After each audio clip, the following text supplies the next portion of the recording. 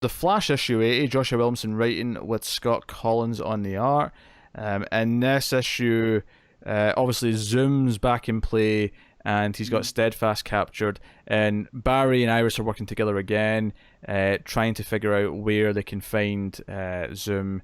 And again, this kind of brings up previous timeline stuff where we kind of get Zoom's, like, Jeff Johns' origin kind of hinted at. And this is where I'm trying to figure out how Barry was Barry gone, right? Because Zoom only works if Barry's not there. Well, no, he did in the original timeline, which is what Zoom's from. I know, but that's what I'm saying. Like, but the way that Barry's recounting everything, it's right? like it was first hand for him.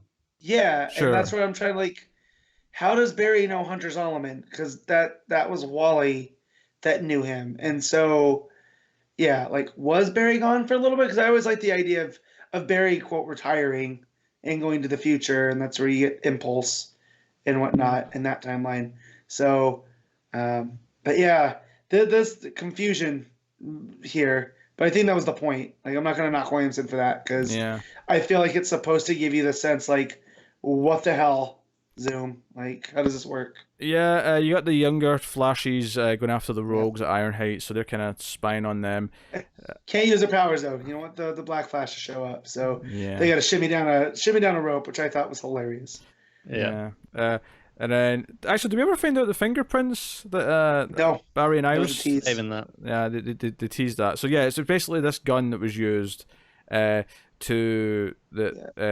Clown, because they tell a story about how Zoom made a mistake, and this clown serial killer, ended up killing people, because he said that this clown's MO was not to use a gun, but he was wrong. But Barry says that, hey, given the evidence, I'd have agreed with that, but of course some people died. So they find this gun, and they pull some fingerprints off of it, and they run it, and even though they never found anything before, they run it against the Justice League's database, which is obviously way better. Yeah, the Justice League's database has, obviously more stuff, probably from multiple timelines and multiple Earths and maybe some futures and stuff. Yes. Yeah. And we get this reaction thing, just kind of like Superman and Event Leviathan, where both Barry and Iris sort of look at it all eyes wide, like, we have to go find Zoom right now. Oh dear, like something bad. It's Thawne, right? Like, it's definitely Thawne. Because this is the parallel that I got from this. So sure, that would be quite funny, actually. Right? In a good way.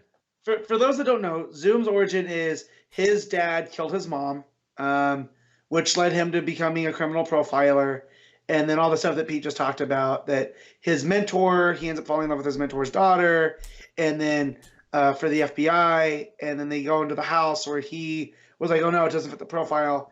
Basically his father-in-law gets shot and killed, which, leads to problems for him down the line. He ends up becoming Zoom after an accident where he tries to rewrite time by using Cosmic Treadmill, and it backfires. And he was never a Speed Force user. He was outside of time, and it gave it the appearance of speed. So you start looking up at the parallels of Barry's, right, of John's, when he retconned Barry's origin to add the death of the mother, which we all know was Thawne at this point now, via Flash Rebirth. So it makes me wonder if Thawne also orchestrated Zoom's as almost trying to create a dark Barry, so that would necessitate Zoom in the future. If that makes any sense. It does. Yeah. Yeah, that'd be a nice dark irony to it. I can see it. Obviously, Barry shows up in the nick of time before Zoom kills Steadfast, and we get a whole fight playing out with them. Steadfast tries to stop the fight by using his powers, but Zoom has been kind of, practicing wait for it. Yeah, because him using his powers means that he can go in, because what he's been trying to do is take his powers. He wants, because he's already taken the strength force from whoever. He's now coming in, and he basically grabs them, takes his still force power, and now he's hoping to get all of them so he can create, what was it, the Forever Force. Yes. And this is where we get all these like panels of like the previous timeline of him and the treadmill and so on and so on. I forgot I like that bit in theory, but the Forever Force. I read all the stuff. I reread this stuff last summer, so it's fresh.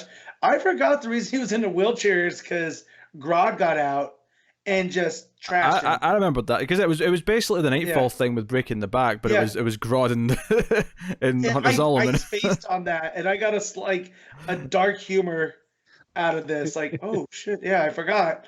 Because he blamed Flash, right? He blamed Flash for not being there to save him. And he said that if Barry was a better hero, none of this would have happened. Or Wally was a better hero, none of this would have happened. So that was his thing. He even talks about this like, I'm the strongest because I've, survival of the fittest, and no one has survived more than me. Also, so he took the Strength Force off panel then, right? So the whole point of Barry hiding them in the Strength Force with Commander Cold, that was just to save them from the Black Flash, not from Zoom. I mean, that's assuming he got it from her. I don't know if he did. Like, he might have got it from... No, to be fair, I'm with Matt, because the assumption up till now is there's only ever been one avatar of each force at a time, right? Because Trickster initiated all of them, remember? Because that was with Axel. Yeah. Right? That was just to get Barry off his game so he could lay the groundwork for what he needed to do. But then it went to Fuerza, and then that's why they put her in the Strength Force with Commander Cold, so they could figure out what was going on. So did he just tap into it without her being here? Because she's trapped in it, or not trapped in it, hiding in it? Or what? That's the one thing that could have used some clarification. I don't know. I have no answer for that. I will say, I kind of like this issue more than I have the recent ones. Mainly because it focused more on Zoom. And all the Zoom stuff I actually kind of liked. I like Zoom tried it, and as much as you complain about the name the Forever Force, the idea of him stealing all the forces so he can be the best Flash in the multiverse feels very Zoom-like. It does. It is. So I kind of like that. I also like the tying into the mystery of how he's the clown killer and all that stuff. I like tying back into all that. This felt like it was Williamson veering back into let's explore Flash history and use some of it in really fun ways. And while we're still technically working from these other forces because we're still dealing with some of those characters, this issue felt a bit more removed from it because it was more about Zoom and more about his motivations and the mystery behind him.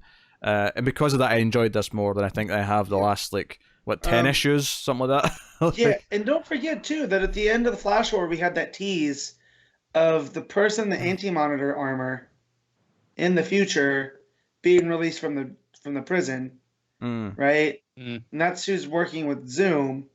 So we still have that. And also here, when he said, "Come to me, death, I'm ready," I really thought this is just an elaborate suicide for Hunter Zolomon.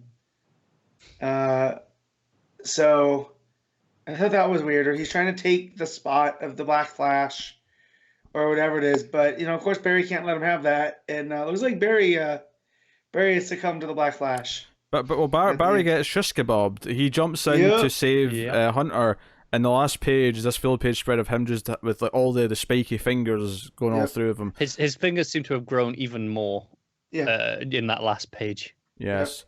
So it says next the Flash dies, and I'm sure technically that'll be right, but obviously shenanigans because comic books, because that's what happens. No, I like this issue quite a bit actually, and I think it's because it's focusing on more stuff that I care about from Flash, and it feels like digging into Zolomon felt like it was like a bit of fire from what actually feels like a Flash comic, because basically the introduction of these other Force characters has kind of dragged the book down a little bit, especially recently. And then of course that year one didn't help at all. Which, funny enough, that year one almost threw a road bump, and even dealing with those characters, that was like a road bump to the all the different Force users, which in and of itself we were kind of feeling like it was dragging the book down. And I feel like here it just compounded quite a bit, didn't it? Yeah. Whereas here it feels like we're actually finally starting to kind of veer into some proper Flash stuff that I really like. So. Good. And Scott Collins, if you like his Flash art, which I think I do at least, typically. It's a very pulpy. I've been on the record on this show as not being a huge Collins fan. I still like it more than Sandoval though. But because I didn't know we had someone else on this issue after the last bunch had been Sandoval. So I opened it up, and that first panel was like, well, this isn't Sandoval. I will say I'm not a big fan of his iris. His iris looks weird. There was one panel of her shock face, which I did think looked a bit weird. Yeah, I'll give you that. That said, if you're gonna do Zoom, you have to have Collins. Yeah, that's just in my brain. Zoom's like, the dark patches around his eyes, all that stuff. He looks great. This looks like Zoom. This feels like Zoom. Even though he's in a red suit, it looks like Zoom. I know you could it could be uncolored, with the eyes and just the sneer that's always on his face that Collins gives him.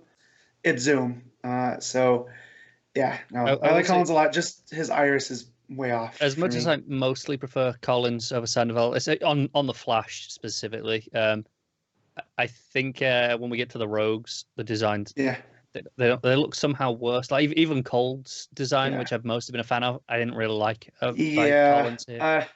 They need their original designs back if Collins is gonna do it, because it feels wrong. Just didn't look that good. Mm. Oh. Yeah. What do you give it, Matt? I'm gonna give this one a 7.5. Connor? Just a 7. I'll agree with the 7.5. Agree with 7.5.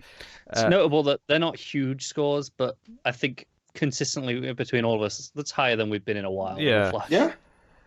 So, step in the right direction, keep it going, Williamson, and get to your 100-issue run with a nice, 20 issues at the end. I'm just hoping he gets to, and I know Bendis is using Bart, but he brought Bart back because he was very, Williamson loves Bart. Yeah. And I want to see some stuff with Bart and him.